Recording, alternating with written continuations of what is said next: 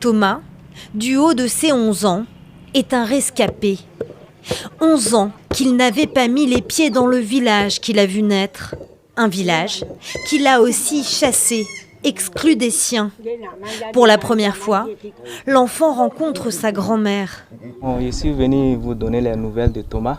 Une vieille dame, distante et gênée. Le départ de Thomas au centre m'a rendue heureuse. Si Thomas était resté avec moi ici au village, peut-être qu'il ne serait pas en vie.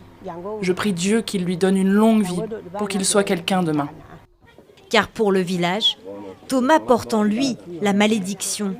Sa mère est morte 6 jours après sa naissance, alors que lui ne réagit pas bien aux stimuli. Le verdict tombe, il serait un enfant serpent, un infirme qu'il faut abattre. La tradition le condamne à mort. Il sera sauvé, envoyé dans un centre pour ces enfants différents.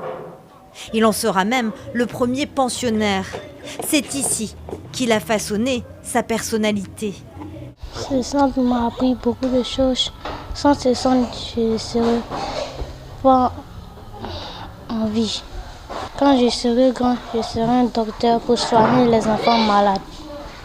Ses compagnons de route, une vingtaine d'enfants, victimes comme lui de la tradition. L'homme qui a rendu leur existence possible, c'est lui, le père Germain Koulibaly Kalahari. Depuis 2011, il a sauvé près de 500 enfants menacés en créant un centre pour eux à Katiola. Quand une femme meurt pendant l'accouchement, on tient l'enfant pour responsable de la mort de sa maman. Et on le noie dans la première eau de bain. Bon, ça a été une série de découvertes assez effrayantes. Alors j'ai dit, en urgence, il faut quand même apporter un concours. Alors ça a commencé comme ça. Et puis après, j'ai vu que ça prenait de l'ampleur. Parce que personne ne dit clairement qu'il a tué son enfant. Voilà. Mais on le constate. Alors le combat continue.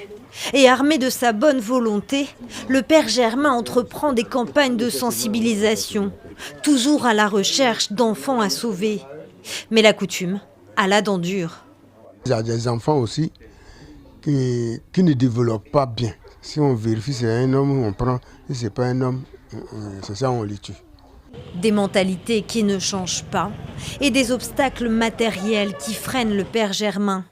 Manque de moyens, manque d'espace, manque de soins pour ses protégés, alors que la tradition, elle, continue de tuer en silence.